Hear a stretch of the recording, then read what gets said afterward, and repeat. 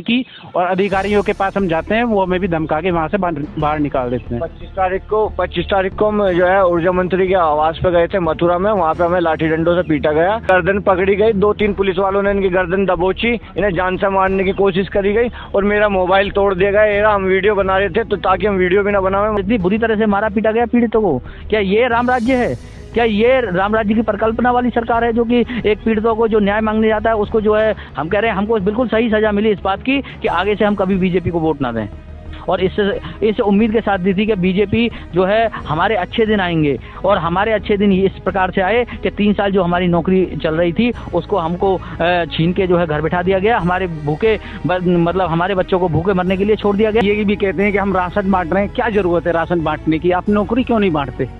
तो राशन बांटने से या मतलब लैपटॉप बांटने से या मतलब मोबाइल बांटने से समस्या का क्या समाधान हो जाएगा? पेट भर जाएगा इन गरीब लोगों का या बच्चों का? बताइए, इनको शिक्षा मिल जाएगी मोबाइल बांटने से?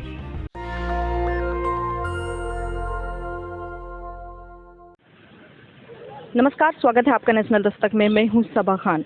मैं इस वक्त लखनऊ धरना स्थल पे हूं और हमारे साथ कुछ लोग हैं जो विद्युत विभाग के कर्मचारी हैं जिन्हें 3 साल नौकरी करने के बाद निकाल दिया गया है। आइए ज़्यादा जानकारी के लिए इन लोगों से बात करते हैं और जानने की कोशिश करते हैं कि आखिर ऐसा कैसे हुआ और क्यों हुआ, क्यों किया गया ऐसा। सर, ये बताएं कि आप लोग यहाँ पर कितने दिनों से हैं और किस चीज़ को लेकर सरकार से मांग कर रहे हैं?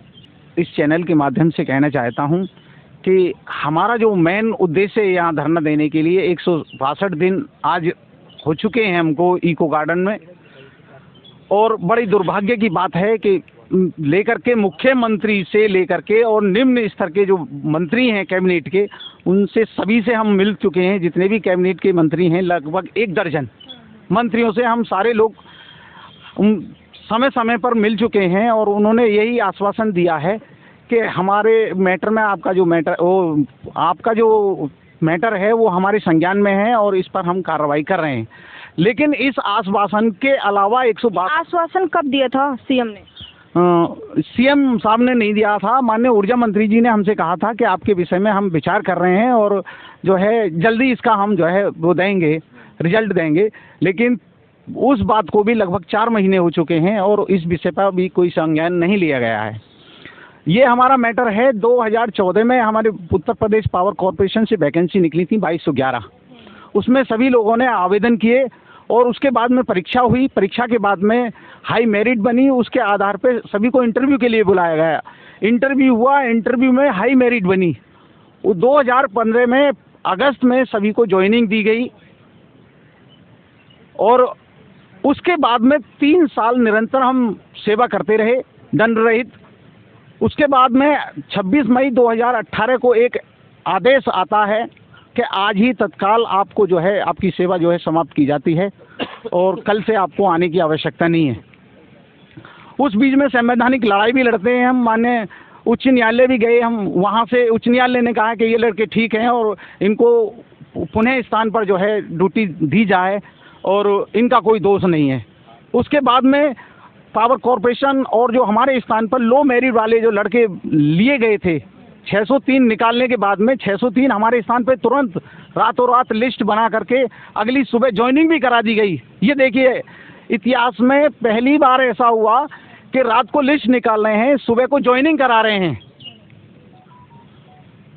वो लोग। और पावर कॉरपोरेशन सुप्रीम कोर्ट चले गए और सुप्रीम कोर्ट ने एक बीच का रास्ता निकाला, क्योंकि आपने इनको भी रख लिया है और इनको निकाल दिया है और इन्होंने 3 साल की सेवा की। तो जब निकाला गया तो कोई टर्मिनेशन लेटर वगैरह मिला था आपको? हाँ, टर्मिनेशन लेटर, निष्कासित लेटर दिया गया था, जो मतलब डिवीजन लेवल से जो हमारे अधिशासी अभियंता हैं उनके माध्यम से एक लेटर दिया गया और ये कहा गया कि आपकी जो सेवा है वो समाप्त की जाती है।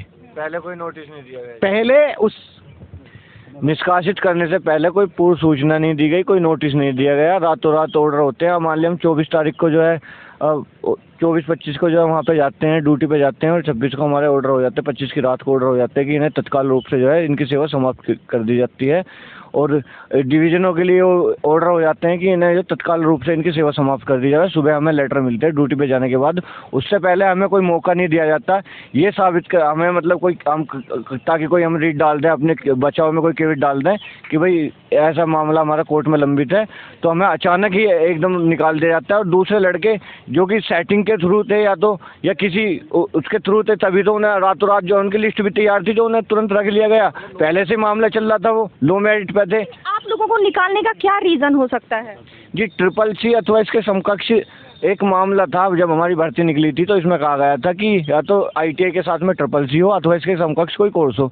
तो समकक्ष कोर्स के तौर पे हमने RTI डाल के भी पूछा था। वैसे भी वहाँ पे जब इंटरव्यू हुआ था, जब कंफर्म किया था, तो कोई भी 80 घंटे का कोर्स या इससे अधिक 80 घंटे अथवा 3 महीने अथवा इससे अधिक का कोर्स CCC के इक्विवेलेंट मान लिया था, क्योंकि CCC में भी बेसिक नॉलेज होती है और 80 घंटे का कोर्स होता है।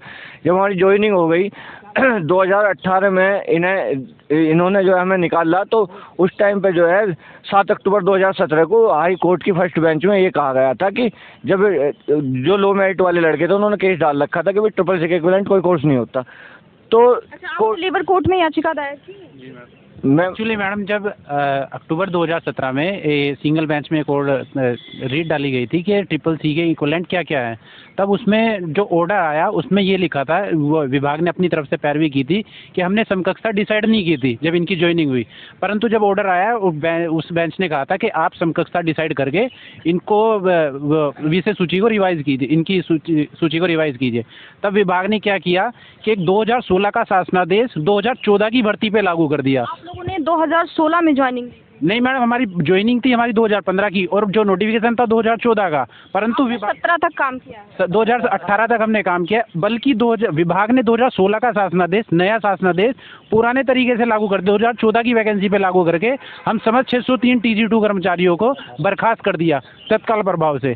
जे कि ये संवैधानिक है ही नहीं कि आप नया शासनादेश पुराने तरीके से लागू करें। अब उसी के आधार पर हम डबल बेंच गए, डबल बेंच ने हमारे मूल पदों पर बहाली के आदेश दिए। फिर मामला उच्चतम न्यायालय गया, उच्चतम न्यायालय ने भी कहा कि इनको मूल पर इनकी जो वो लड़के आपने रख लिए गए जो लो मेरिट वाले, वो भी बीच का रास्ता निकालते, उनको भी रखो। उनकी 3 साल की सेवा और उच्च मेरिट को देखते हुए इनका विभाग में समायोजन किया जाना उचित है।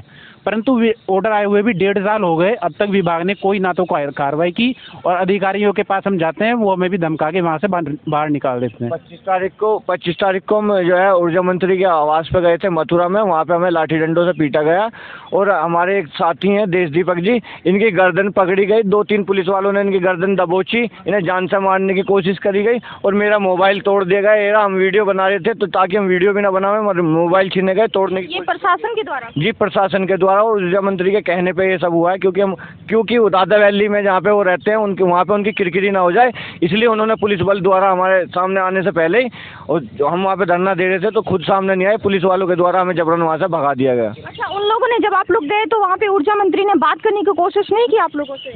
देखिए मैडम, जहाँ तक ऊर्जा मंत्री जी का सवाल है, हम लोग अपने पूरे परिवार को लेकर इसी आशा के साथ में बैठा गए, जैसे कि हमारे सभी साथियों ने बताया कि हम लोग 3 साल सेवा करके जो है पावर कॉर्पोरेशन द्वारा निकाल दिए गए। हम लोगों ने 3 साल निर्बाध रूप से जनता को, आम जनता को विद्युत आपूर्ति देने का और बिलिंग करने का कार्य जो किया है, उसमें हमने यही एक संदेश जनता तक पहुँचाया है कि हम एक सिपाही की भांति अपनी जनता में भूमिका अदा करते हैं। रात दिन हम लोग जो है विद्युत आपूर्ति को बहाल रखते हैं, यही हमारा मूल कर्तव्य है। और 3 साल जब हमने विभाग में काम किया, उसके बाद में अचानक से एक शासनादेश को लेकर निकाल देना, जो कि शासनादेश 2016 का है, भर्ती 2014 की है, और उसके बाद में भी उसको आप 2018 से इम्प्लीमेंट कर रहे हैं और लड़कों को उस शासनादेश की शर्तों का भी जो है पालन करने का समय भी नहीं दे रहे हैं। तो इस अन्याय की आवाज़ को लेकर हम ऊर्जा मंत्री के आवास पर बैठे थे। मैं स्वयं अपनी पत्नी और बच्चों के समेत वहाँ बैठा हुआ था। तो ऊर्जा मंत्री तक हम जो अपनी आवाज़ इसी माध्यम से बहुत शांतिपूर्ण और लोकतांत्रिक तरीके से हम वहाँ बैठे हुए थे, किंतु ऊर्जा मंत्री के बड़े भाई ने हमारी किसी भी पीड़ा को संज्ञान में ना लेते हुए ऊर्जा मंत्री से बात की। उनके द्वारा ये कहा गया कि ये लड़के यहाँ बैठे हुए हैं, इनको यहाँ से भगवाओ।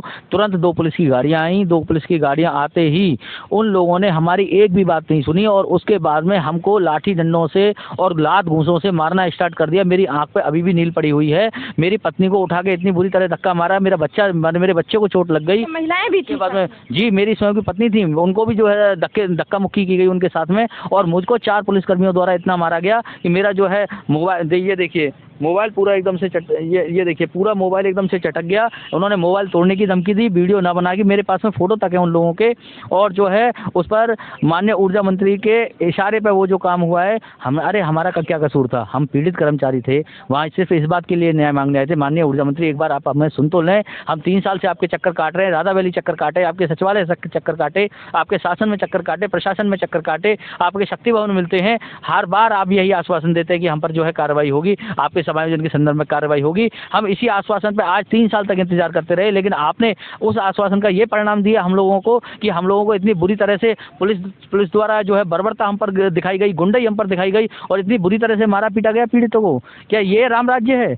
क्या ये राम राज्य की परिकल्पना वाली सरकार है जो कि एक पीड़ितों को जो न्याय मांगने जाता है उसको जो है दमन करने का कोशिश करते हैं? माननीय ऊर्जा मंत्री, आपके बड़े भाई सूर्यकांत जी खड़े खड़े देखते रहे तमाशा, और पुलिस से इन पीड़ितों को पिटवाते रहे हैं, जिनके इतनी गहरी चोटें आई हैं। आज उसका जिम्मेदार कौन होगा?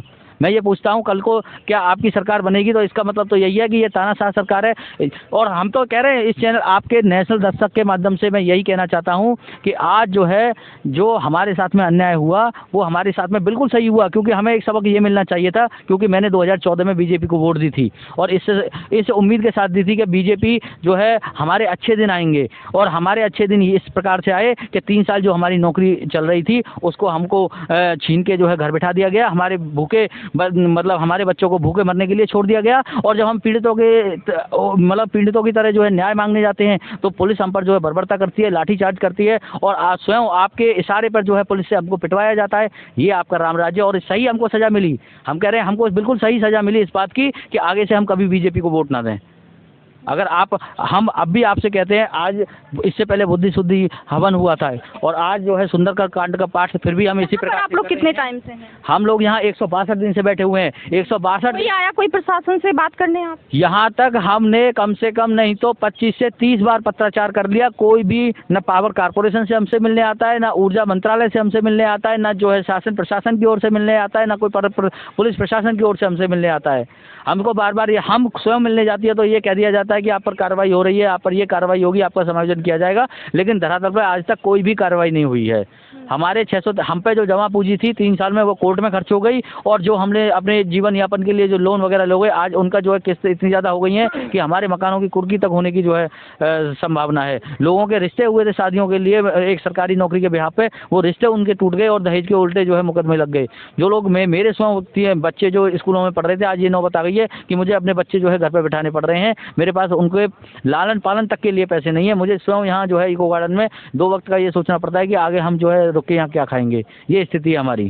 सीएम तो दे रहे हैं, राशन वगैरह तो मिल रहा होगा। राशन, सीएम का राशन की आप जैसे खबरें पढ़ रहे हैं, नमक में जो है बालू मिला के दी जा रही है। आप एक बात बताइए, एक मध्यम वर्गीय परिवार में 5 लोग होते हैं, 5 लोगों में से यदि एक व्यक्ति एक सरकारी नौकरी प्राप्त करता है, वो 30,000 रुपये महीने कमाता है, तो उसे किसी फ्री राशन की, फ्री बिजली की, किसी मुफ्त की वस्तु की कोई आवश्यकता नहीं है, क्योंकि वह स्वयं इतना सक्षम है कि वो अपने साथ साथ अपनी बीवी बच्चों के, माँ बाप के और अपने जो है पत्नी का पेट पाट। कितनी संख्या होगी, कितने लोग को निष्कासित किया गया है? 603 लड़के हैं जो कि 3 साल से निरंतर संघर्ष कर रहे हैं। 603 हमारी संख्या है। आज जो है हम 603 में से कहीं इधर उधर जो है कुछ लड़के सेलेक्ट भी हो गए हैं, तो कुल मिला के जो है अब हमारी कम से कम 300 साढ़े 300 की संख्या ऐसी है जो कि बस ये चाह रहे हैं कि विभाग में 2000 से अधिक रिक्त पद हैं, उन पर इन 350 400 जो लड़के बचे हुए हैं। मुझे ये बात समझ में नहीं आई कि यहाँ पर बहुत सारे अभ्यर्थी हैं जो लगातार धरना दे रहे हैं, उनके पास नौकरियाँ नहीं है। जैसे कि आप लोग हैं, आप लोग नौकरियों से आप लोगों को निकाला गया है और बिना टर्मिनेशन लेटर के दिया तो गया है, लेकिन उसका कोई साक्ष्य नहीं है कि उस किस बेस पे दिया गया है, हाँ किस आधार पे आपको निकाला गया है। और दूसरी तरफ अभी चुनाव भी है, तो सीएम एक तरफ टैब और मोबाइल बांट रहे हैं, विद्यार्थियों को फोन बांट रहे हैं, इससे आप लोगों का क्या कहना होगा? देखिए, सीएम जो है मोबाइल भी बांट रहे हैं, ये भी कहते हैं कि हम राशन बांट रहे हैं। क्या जरूरत है राशन बांटने की? आप नौकरी क्यों नहीं बांटते भाई? नौकरी रोजगार बांटिए ना आप। यदि हम रोजगार बांटेंगे तो उनको रोजगार मिलेगा, वो अपने परिवार को सही दिशा दे पाएंगे, अपने बच्चों की पढ़ाई शिक्षा दीक्षा दे पाएंगे, अपने माँ बाप की सेवा कर पाएंगे। जो भी दवाई गोली है आप उनको स्वास्थ्य का वो दीजिए, प्रमाण पत्र दीजिए कि आप किसी भी हॉस्पिटल में जा कर के जो है निःशुल्क जो है आप अपना इलाज करा सकते हैं, अपने माँ बापों का इलाज करा सकते हैं। तो राशन बांटने से या मतलब लैपटॉप बांटने से या मतलब मोबाइल बांटने से समस्या का क्या समाधान हो जाएगा? पेट भर जाएगा इन गरीब लोगों का या बच्चों का? बताइए, इनको शिक्षा मिल जाएगी मोबाइल बांटने से? तो योगी जी और ये बीजेपी गवर्नमेंट के जितने भी जो आला मंत्री हैं, संतरी हैं, जो भी हैं, ये गुमराह कर रहे हैं पब्लिक को, जनता को बेवकूफ़ समझ रहे हैं। क्योंकि यदि हम इनको शिक्षा देंगे तो ये हमसे सवाल पूछेंगे, भाई शिक्षा क्यों नहीं देना चाहते? शिक्षा फ्री करिए ना आप, राशन क्यों फ्री कर रहे हैं? जब आप तो सीएम दे ही नहीं रहे हैं सर किसी को, तो वो देंगे नहीं, उन पर जवाब ही नहीं है कुछ। जवाब है जी, रामलला है। बस ये बताइए कि हम मंदिर बना रहे हैं, मंदिर तुमने कैसे बना दिया? मंदिर सुप्रीम कोर्ट के आदेश अनुसार बनना है। भाई आपकी क्या भूमिका है? आप जब मंदिर का निर्माण, जब सुप्रीम कोर्ट का आदेश नहीं आया था तब ये कहते थे हम कुछ नहीं कर सकते इसमें, जो भी करेगा वो सुप्रीम कोर्ट करेगा। सुप्रीम कोर्ट आज आदेश दे देता है तो उसका मंदिर बनने से क्या देश के विकास में शामिल किया जाए? नहीं, कोई देश के विकास में कोई भी इसमें नहीं है। ये तो एक श्रद्धा है लोगों की जो है मंदिर यदि हम तो कह रहे हैं कि अच्छी बात है, आप मंदिर बनाइए। यदि मंदिरों से रोजगार मिलता हो, यदि बच्चों की शिक्षा अगर मंदिर से पूरी हो जाए, यदि जो है एक आम आदमी की ज़रूरत है मंदिर से पूरी हो जाए, यदि 2 वक्त का राशन जो है मंदिरों से पूरा हो जाए, यदि आदमी की जो आम ज़रूरतें हैं वो मंदिर से पूरी होती है, तो हम जो है मंदिर में जाके बैठ जाएंगे। लेकिन क्या मंदिर में बैठने से हमको जो है हमारी नौकरी वापस मिल जाएगी? क्या मंदिरों में बनने से जो है आजीविका आ जाएगी? आज इतनी बेरोजगारी है, इतनी जो है भुखमरी के कगार पर लोग आ गए हैं, लोगों के काम धंधे ठप हो गए हैं, लोगों की नौकरियां छिन गई हैं, बच्चों के स्कूल जाना बंद हो गया है। ऐसी स्थिति में मंदिर में क्या मिलेगा? आप वो एक जो है एक हमारे यहाँ ब्रज में एक कहावत चलती है कि भूखे भजन ना होए गोपाला, ये रही कंठी ये नहीं माला। तो जब आदमी भूखा होगा तो उसका भजन में भी कैसे मन लग सकता है? ये सरकार इस बात को क्यों नहीं समझती है? आज यहाँ हम कह रहे हैं कि हम तो और जोर शोर से पूजा करेंगे, हम स्वयं भी मंदिर बनवाएंगे, अपने इलाके में भी बनवाएंगे। राम मंदिर में हमारे नाम की चंदा की रसीद काट दी जाए, लेकिन कम से कम हम लोगों को नौकरी तो दी जाए। जब हमारे पास में नौकरी रहेगी, रोजगार का साधन रहेगा, जब हमारा परिवार सुख संपन्न रहेगा, तभी तो हम पूजा कर पाएंगे, तभी तो गुणगान गा पाएंगे भगवान का। जब हम ही भूखे मर जाएंगे तो फिर जो है मंदिर का क्या औचित्य रह जाता है? जब हमारे बच्चे, जिस तरह से इन लोगों को अचानक से ऐसे नौकरियों से निष्कासित किया गया, शायद इसी को कहते हैं संविधान और कानून का खंडन करना। क्योंकि ये लो क्राइम है, इसको किसी भी तरह से सही नहीं कहा जा सकता है। जिस तरह से ये लोग बता रहे हैं कि इनको टर्मिनेशन लेटर भी दिया गया है, लेकिन उसमें कोई साक्ष्य नहीं कि किस आधार पर इनको निकाला गया है और जिस आधार पर ये लोग केस कर सकते हैं और लड़ सकते हैं। बहरहाल ये सरकार से लगातार मांगे कर रहे हैं कि अभी भी वक्त है और इनको इनके जो अधिकार के लिए जो यहाँ से बैठे हैं, काफ़ी दिनों से सरकार से मांगे कर रहे हैं, उसको पूरा कर लिया जाए। मैं आपको बता दूं कि ये TG2 के विद्युत कर्मचारी हैं और लगातार बहुत ज़्यादा परेशान हैं। काफ़ी टाइम हमसे इन्होंने बात करने की कोशिश की कि इनके मुद्दे को उठाया जाए, इन्हें सपोर्ट किया जाए। आपकी इस पर क्या राय है? रोजगार को लेकर आपकी क्या राय है? ज़रूर बताइएगा। देखते रहिए नेशनल दस्तक। नेशनल दस्तक की आपसे गुजारिश है कि अगर इसको बचाना चाहते हैं तो नेशनल दस्तक को सब्सक्राइब करने के लिए रेड कलर के सब्सक्राइब बटन को दबाएं, फिर बेल आइकन की घंटी दबाएं। नेशनल दस्तक को बचाने के लिए बहुत जरूरी है कि हर खबर को शेयर करें, लाइक करें, कमेंट जरूर करें।